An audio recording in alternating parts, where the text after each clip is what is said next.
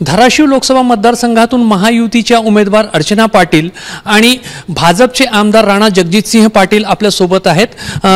अर्चनाताई, 2017 मध्ये आपण जिल्हा परिषदेच्या उपाध्यक्ष झाल्या आणि त्याच्यानंतर आता थेट लोकसभेची निवडणूक तुम्ही लढवतायत।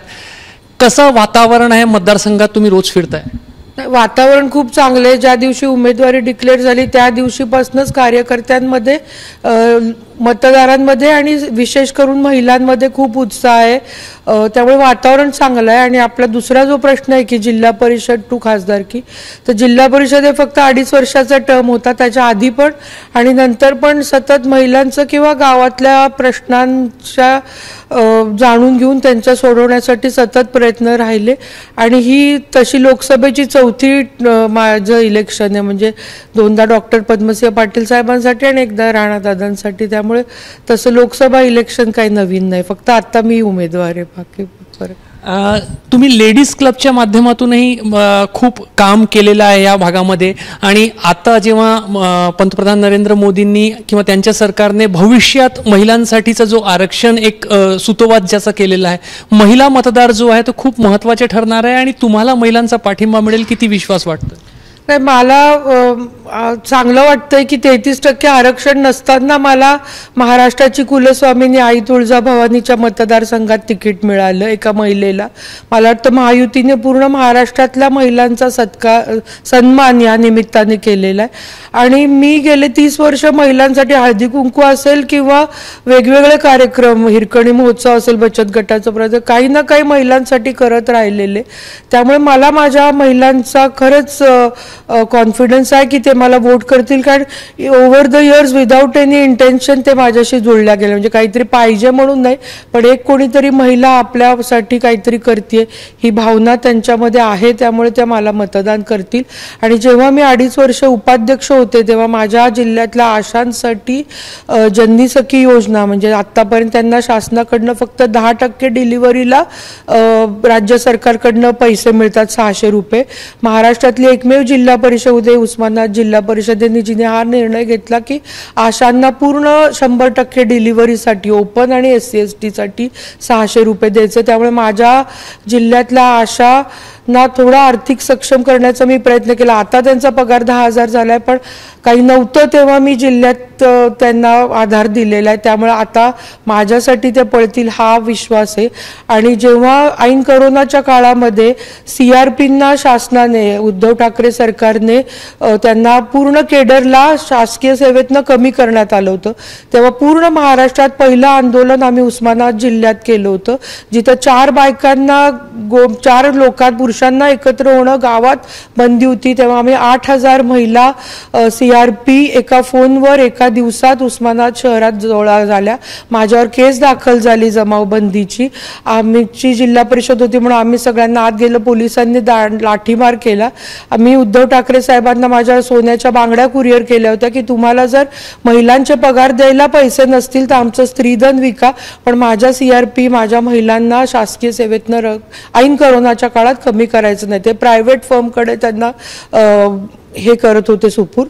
आणि मला आनंद वाटतो की आमच्या आंदोलनानंतर महाराष्ट्रात झालं, आझाद मैदानावर उमेदचं केडर सोडून फक्त अर्चना पाटील तिथं त्यांच्यावर बसली होती। त्यांच्या राहण्या जेवणाची व्यवस्था केली, हा भाग वेगळा, पण त्यांच्याबरोबर अपार्ट फ्रॉम देअर केडर एकटी मी महाराष्ट्रात बसले होते।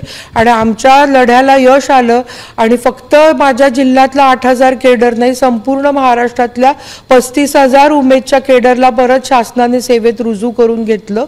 आणि आज आता CRPंचा पण पगार 10,000 झाला। म्हणजे मला सांगण्याचा मुद्दा आहे की माझ्या जिल्ह्यातल्या कोणत्याही महिलेवर कधी काही संकट आलं, वेळ आली तर तिच्यासाठी मी धावून गेले। आणि माझ्या महिलांना माहिती आहे की मी वोटसाठी किंवा कशासाठी करत नाहीये, त्यांना आनंद देण्यासाठी, त्यांच्यासाठी त्यांच्यामध्ये राहते। राणा जगजितसिंह पाटील, तुम्ही या तुळजापूर मतदारसंघातून याच जिल्ह्यात आमदार आहात। जे ओमराजे निंबाळकर विद्यमान खासदार आहेत ते दावे करतायत की खूप विकास कामं त्यांनी केली आहे, तुमच्याकडून आरोप होतोय की निष्क्रिय खासदार आहेत, नेमकं काय आरोप आहे तुमचा? मी स्पष्टपणे अनेक वेळेस सांगितलंय की जे समोरचे आहेत त्यांनी काम केलं असेल तर त्याचे त्यांनी पुरावे द्यावे। पुरावे देणं त्यांना काही अजून जमलेलं नाहीये। मी म्हटलं होतं की काम जर केलं असेल तर लेखी स्वरूपात द्यावं आणि जे काम केले त्याचे पुरावे द्यावे. दुर्दैवाने एकही काम झालेलं नाही आहे त्यांच्या हातून. खासदार निधीसुद्धा व्यवस्थित खर्च करता आला नाही आणि अक्षरशः वर्क ऑर्डरसुद्धा खासदार निधीच्या सध्या झाल्या नाहीत.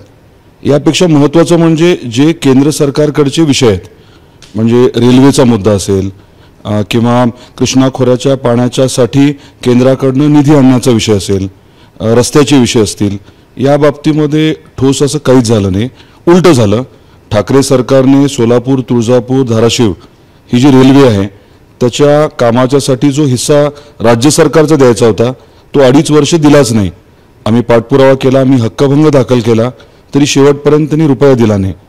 हे काम जे होतं ते स्वाभाविकच आहे की लोकसभेमध्ये ज्याला इथल्या लोकांनी पाठवलं त्याचं होतं. माझं म्हणणं काय की जनरल गप्पा मारायला काही कारणात काही अर्थ नाही आहे. पुरावे द्यायला हवे. एखादं काम केलं असेल, आता मेडिकल कॉलेजचा विषय असेल, मेडिकल कॉलेजमध्ये मंजुरी मिळाली हे वास्तव आहे, परंतु ती ऑनगोईंग प्रक्रिया होती. परंतु दुसरं वास्तव हेही आहे की ठाकरे सरकारने योग्य ती तयारी केली नव्हती. जी कमिटी असते ॲडमिशनला परवानगी देणारी सेंट्रल गव्हर्नमेंटची, ते आले, त्यांनी बघितलं की काहीच नाही आहे, तिथे स्टाफ नाही आहे आणि त्यामुळे त्यांनी ॲडमिशन्स डिनाय केल्या. आपलं सरकार महायुतीचं आल्यानंतर हे एक एक विषय आपण मार्गी लावले. अगदी पीक विम्याचा विषयसुद्धा, पीक विम्याच्या बाबतीमध्ये 2021 मध्ये प्रचंड नुकसान झालं होतं आणि आमचा आग्रह होता की किमान बैठक लावा, विमा कंपनीच्या अधिकाऱ्यांना समोर बोलवा, आम्ही देखील बरोबर बसतो आणि मार्ग काढू. परंतु ठाकरे सरकारने शेवटपर्यंत पीक विम्याच्या बाबतीमध्ये बैठकच लावली नाही. त्यामुळे आम्हाला कोर्टात जावं लागलं. तिथे देखील विषय हायकोर्टातनं सुप्रीमपर्यंत गेला, परंतु सुप्रीम कोर्ट दिल्लीत असून देखील ज्याची खरं जबाबदारी होती या विषयाच्या बाबतीत त्या व्यक्तीने काहीच केलं नाही. हे वास्तव आहे. ते त्यांच्याशी जेव्हा आम्ही एबीपी माझानी संवाद साधला, त्यांनी सांगितलं की मी खूप काम करतो, लोकांच्या संपर्कात राहतो. 5 वर्षात 18,25,000 फोन कॉल मी घेतले आहे किंवा रिसीव्ह केले आहे, किंवा 18 लाखपेक्षा जास्त उस्मानाबाद जिल्ह्यातील जे मतदार आहेत त्यांच्याशी बोललोय, असा एक त्यांचा दावा आहे. नाही, कसं आहे, काही लोक जे आहेत ते एखादा कॉल झाला रेकॉर्ड करतात आणि व्हायरल करतात, म्हणजे आपण खूप काम केलं हे दाखवायला. आणि काही लोक असे असतात जे प्रचंड काम करतात परंतु या पद्धतीने सवंग लोकप्रियतेसाठी काही करत नाहीत. आता दुसरा मुद्दा जो तुम्ही मांडला, एबीपीचे मी खरं तर आभार मानेन की आपण खूप चांगले प्रश्न विचारता. कॉल्सच्या बाबतीत तुम्ही म्हटला, साधारण आमच्या लोकांनी अनालिसिस केलं आणि एकदम असं आश्चर्य वाटेल अशा गोष्टी पुढे आल्या. हे कॉल्स जे आहेत, 1 मिनिटाचा जरी आपण कॉल म्हटला तरी आपल्या खासदारांनी एका दिवसामध्ये इतके कॉल्स घेतले की 25 तास ते कंटिन्युअसली जरी बोलले तरी ते कंप्लीट होणार नाही, अशा प्रकारचे कॉल्स आहेत. त्यामुळे खोटं बोलतायत ते. आता ते तुम्ही अनालाइज करा, दिवसातनं किती कॉल्स करतात, घेतात, रिसीव्ह करतात. 1,000 कॉल म्हणतात. नाही, तुम्ही ते काढा ना. आता मी म्हटलं ना, एबीपीने छान प्रश्न विचारले, तर त्याच्यामधनं स्पष्टपणे असं होतं की एका कॉलला जरी 1 मिनिट त्यांनी वेळ दिला असला तरी दिवसातले 25 तास लागणार. आता दिवसाला तर 24 तास आहेत, त्यामुळे किती खरं बोलतात, किती चांगलं काम करतात त्यातनं स्पष्ट होतं. धाराशिव, उस्मानाबाद जिल्ह्याच्या जर राजकारणाचा आपण इतिहास पाहिला तर हे एक सत्य आहे की पद्मसिंह पाटील आणि त्यांच्यानंतर तुम्ही, म्हणजे एक पाटील घराणं आणि दुसऱ्या बाजूला निंबाळकर कुटुंब, हेच सत्तेच्या केंद्रबिंदू राहिलेले आहे. त्यांनी असा आरोप केला आहे की 40 वर्ष सत्तेत राहूनही पाटील कुटुंबाने स्वतःची म्हणजे स्वतः तरक्की केली, प्रगती केली, मात्र धाराशिव जिल्हा जो आहे तो मागासला ठेवला. नाही, साधी गोष्ट आहे की 40 वर्षापैकी 20-25 वर्ष हे खासदाराचे वडील जे आहेत ते डॉक्टर पद्मसिंह पाटील साहेबांबरोबर होते आणि डॉक्टर साहेबांनी त्यांच्यावरती प्रचंड जबाबदारी दिली होती, जिल्हा मध्यवर्ती बँक आणि तेरणा कारखान्याची. मग त्या दोन्ही जबाबदारीच्या कामामध्ये त्यांनी जे केलं ते सगळ्यांना माहिती आहे. जे काही गोंधळ घोटाळे झाले ते सगळं माहिती आहे. मला त्यात नाही जायचं. मला महत्त्वाचं हे सांगायचं आहे की ह्या 40 वर्षामध्ये जर आपण थोडं मागे जाऊन बघितलं तर सुरुवातीला आपल्या पूर्ण जिल्ह्यामध्ये लातूर आणि उस्मानाबाद मिळून एक जिल्हा होता. त्या काळामध्ये तेरणा हा एकच साखर कारखाना होता, 1250 TCDचा होता आणि ऊस त्या काळात इतका कमी होता की कर्नाटकातून ऊस आणावा लागत होता क्रशिंग कपॅसिटीचा विचार करून. आत्ता परिस्थिती अशी आहे की भौगोलिकदृष्ट्या जर विचार केला तर देशात सगळ्यात जास्त साखर कारखाने आणि गूळ पावडरचे उद्योग हे धाराशिवमध्ये आहेत. असं का झालं? कारण डॉक्टर पद्मसिंह पाटील साहेबांनी, पाटील कुटुंबाने जे काम केलं, पावसाचं पाणी जे आहे ते अडवण्याचं काम डॉक्टर साहेबांनी जे केलं, त्याच्यामुळे ऊसासाठी आता पाणी उपलब्ध आहे. आणि ऊसासाठी पाणी उपलब्ध असल्यामुळे शेतकरी ऊस लावतो. ऊस उपलब्ध असल्यामुळे कारखाने आले आणि हजारो कोटी रुपये आता जे शेतकऱ्यांना ऊसाच्या माध्यमातून मिळतात, हे डॉक्टर पद्मसिंह पाटील साहेबांनी केलेल्या कामामुळे मिळतात. हे वास्तव आहे. आता हे खासदार जे काही बोलतात, त्यांना जे काही पैसे उपलब्ध होतात त्यांच्या दैनंदिन कामासाठी, त्यातला ऊस हा एक महत्त्वाचा भाग आहे. आणि जी काही जमीन त्या ऊसासाठी त्यांना उपलब्ध झाली आहे, ती देखील कोणाकडनं उपलब्ध झाली आहे हे सगळ्यांनाच माहिती आहे. त्यामुळे मला त्या विषयात जायचं नाही. डॉक्टर साहेबांनी केलेलं काम हे प्रचंडच आहे. ते आता आपल्याला पुढे न्यायचं आहे. मोदी साहेबांच्या मदतीने आणि आत्ताच्या महायुती सरकारच्या मदतीने आपण शाश्वत पाण्याच्या बाबतीमध्ये प्राधान्य देतोय. आता पाणी आपल्याला कृष्णा खोऱ्याचं हक्काचं पाणी आणि त्याचबरोबर कोल्हापूर सांगलीचं पुराचं पाणी जे आहे ते 100 किलोमीटरचा बोगदा करून आपल्याला या भागात आणायचं आहे. देवेंद्रजींनी त्या बाबतीमध्ये पुढाकार घेतला आहे आणि जागतिक बँकेची आपण मदत घेतोय. वॉटर ग्रिडचा जो प्रकल्प आहे, जो ठाकरे सरकारने बाजूला टाकला होता, तो आता केंद्र सरकारकडे गेला आहे. आणि परवा आदरणीय मोदी साहेबांनी देखील उल्लेख केला.